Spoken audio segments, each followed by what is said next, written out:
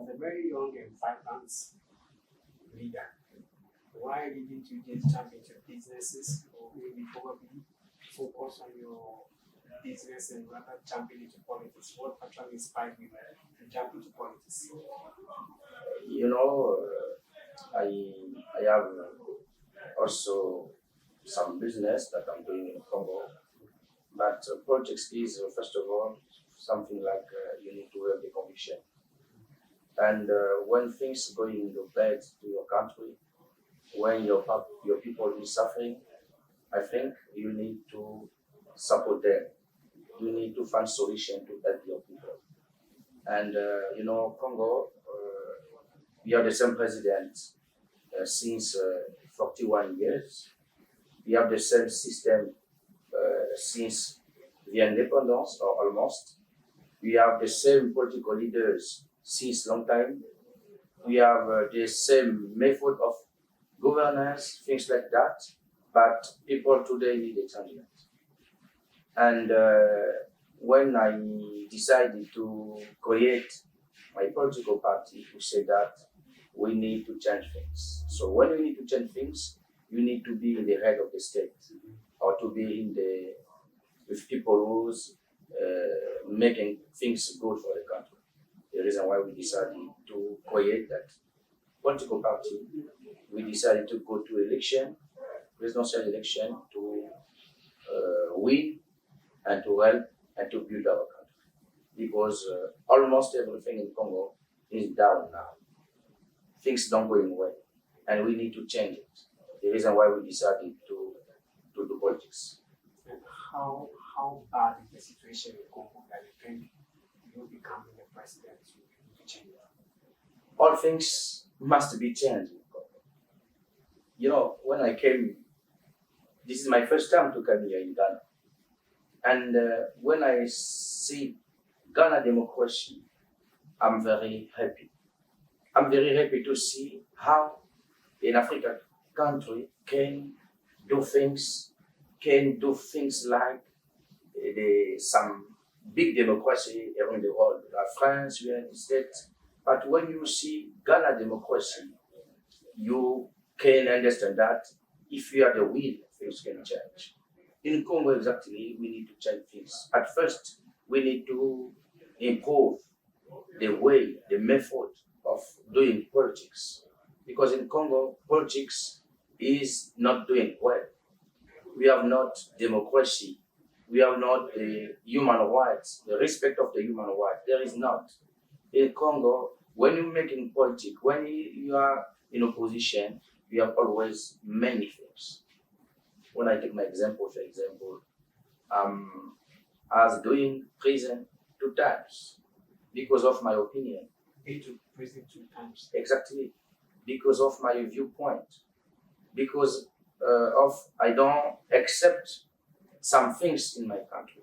So if the president will change all things, first of all, we need to change things to the justice. In Congo, we are not justice. The politic control justice. Justice is not independent. When you see some things in Congo about justice, you are very sad.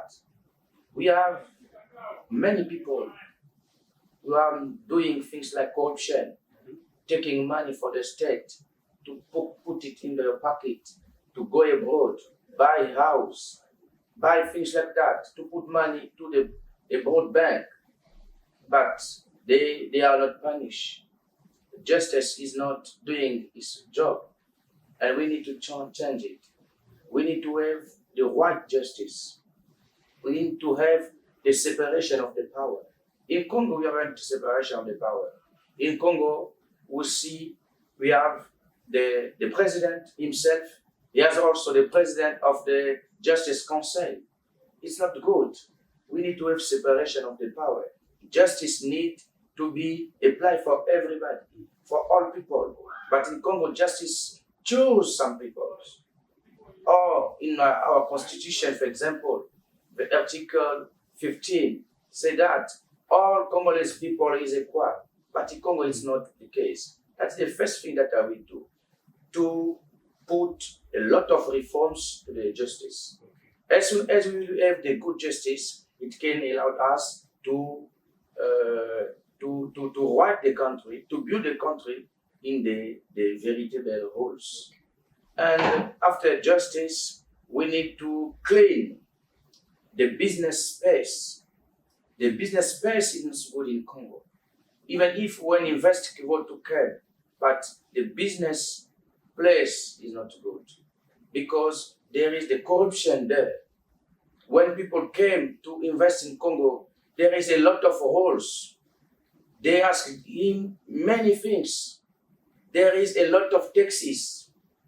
And when you want to came to build some society to give young Congolese jobs, it's not possible because the state making the pressure and that money don't go into the state, they put it on the pocket. We need to clean that space of business because today Congo is among the best corruption country in the world. Congo is Yes. among the best corruption country in the world. Exactly. We are among the 10 best corruption country in the world. And when you take also the business situation, the same thing, among the best. When you see all sectors in Congo, we are among the best, but bad thing. You know, when you create a system, you are definitely going to have human beings within the system that will make sure the system runs. Okay. So talking about corruption, when you become the president, what are some of the measures you are going to put in place to make sure the corruption that you are talking about, you are hitting and hammering, will be a thing of a past? What will be your measures? What will be some of the procedures that are going to be put in place for corruption to be eradicated when you become the president? That I told you, first of all, when we have the big justice, when justice is for everybody, we could have the way to stop corruption. But I will go in deep. We'll create in the justice a financial parquet in our country. The financial parquet is what?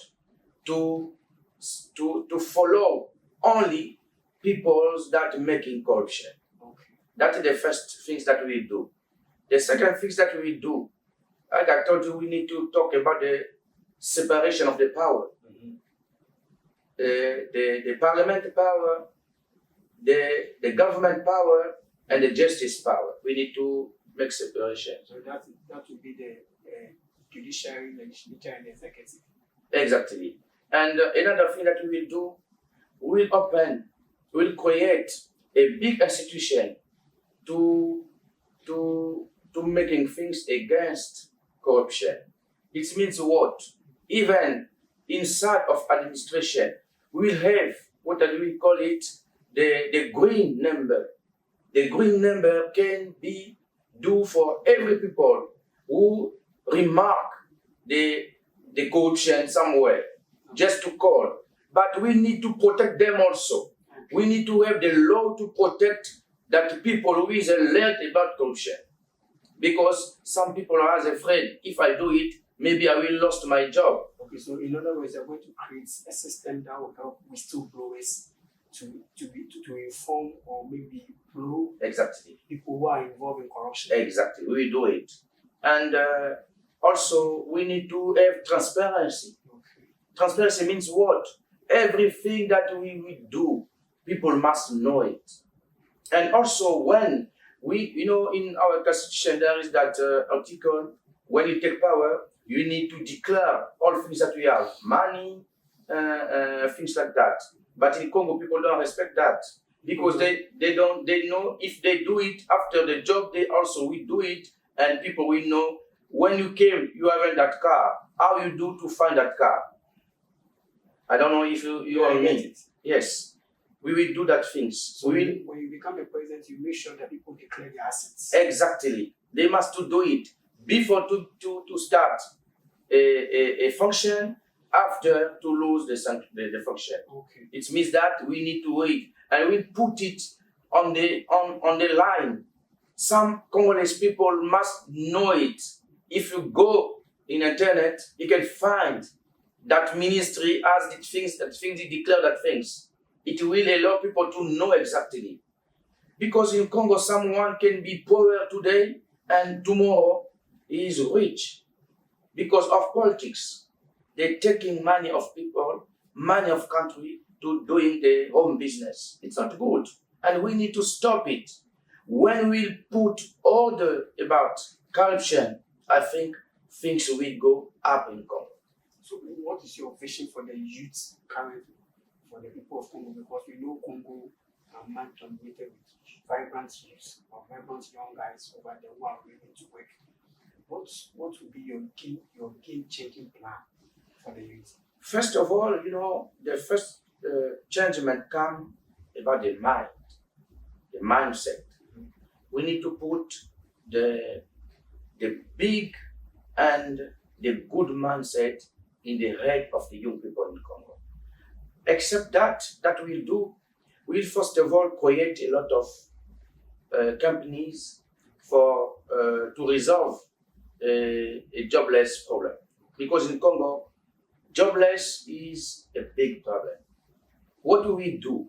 In Congo, we have a lot of natural resources, a lot of petroleum, iron, we have gold, things like that. What we do? First of all, we ask to all companies who doing business in Congo to make transformation of the natural resources in Congo. We put some percentage. I think sometimes can be 70 of our natural resources must be transformed in Congo. It will help us to create the job for the young people. Except that, we have also agriculture. We have 10 millions of lands in Congo, but more of 10% is using now. The reason why we need to make the big program for agriculture, to give opportunity to the young people to work, to create, to transform, to do things like that, to put them some helps. They will become the big and one who is doing agriculture, and to save the problem of alimentary security. Because in Congo we haven't. Okay. In Congo, people import almost all things.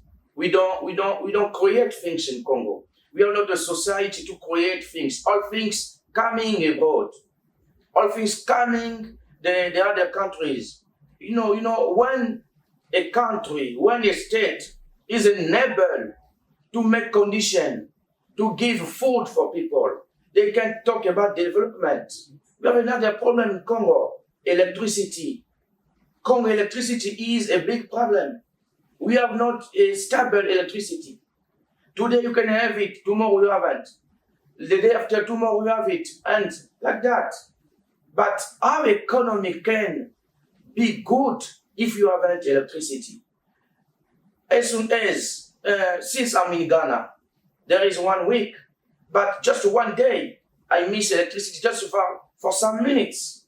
But in Congo, for example, what is the situation of electricity? We came here in Ghana to talk about the situation of water and assessment. When you do it in Congo, we haven't. Population has not water. But we have the second big river in the world, Congo Fleuve, after Amazonia. What you can talk about country, how you can think about the best of population if they haven't water, they haven't electricity. I talk about the health, hospital.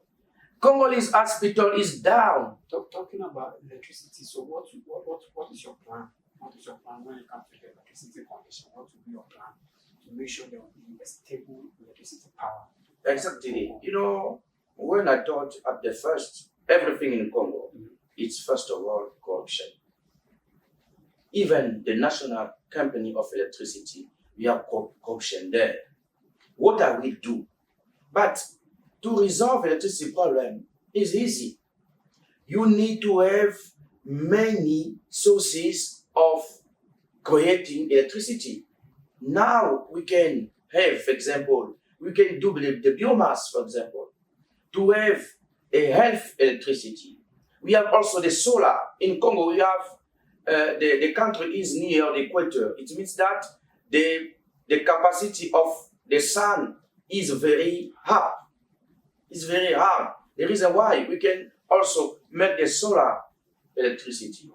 And after that, we have the capacity to have a big electronic barrage for producing the electricity. We call it Sunda. If you do Sunda barrage, we will have electricity to resolve all problems in Congo. That's what we will do.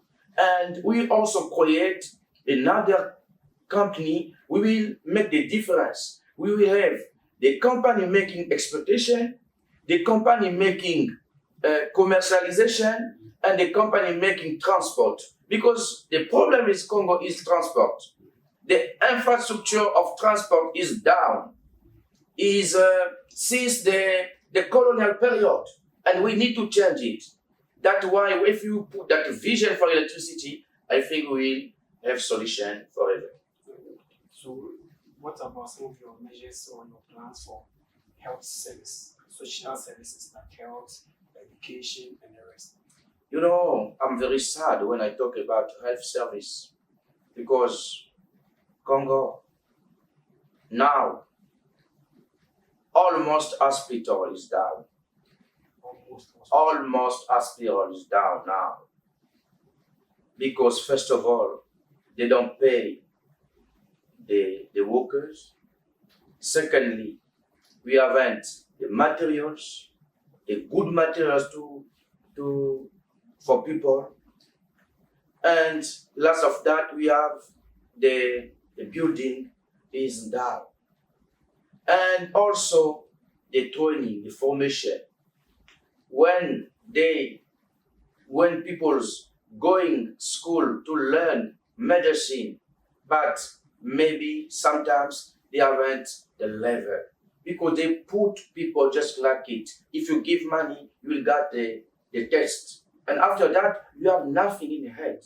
And when we finish, you can be a good doctor. We have all things like that. So what do we do? But we need to build the hospital. We need to have the materials.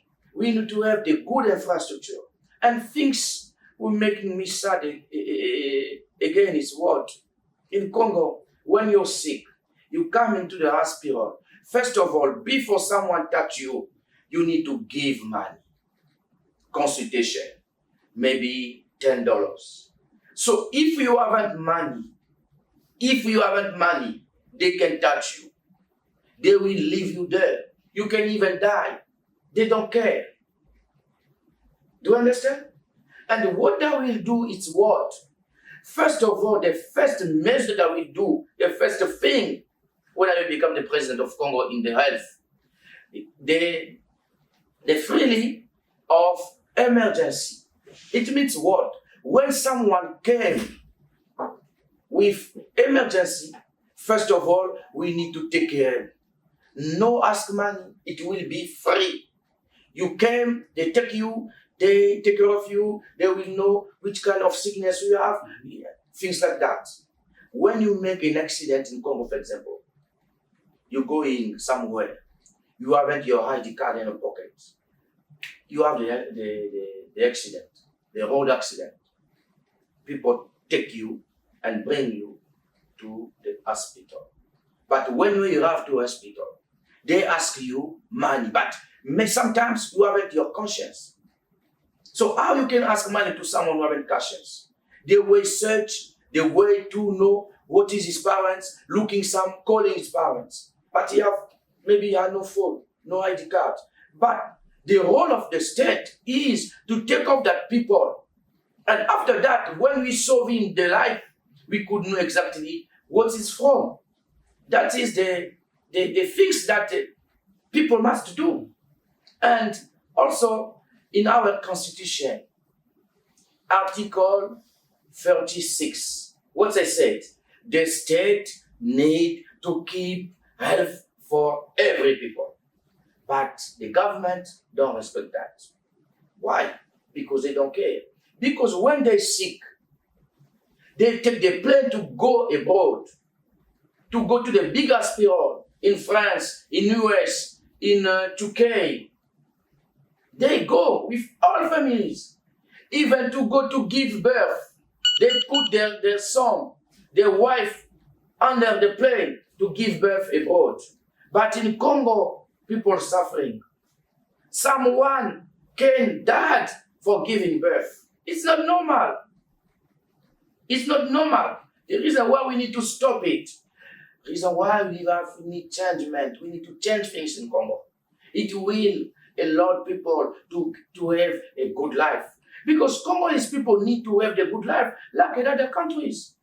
When I came here, I think it's not a big country. But when you are in Ghana, when you see people, you remark things that someone can do something.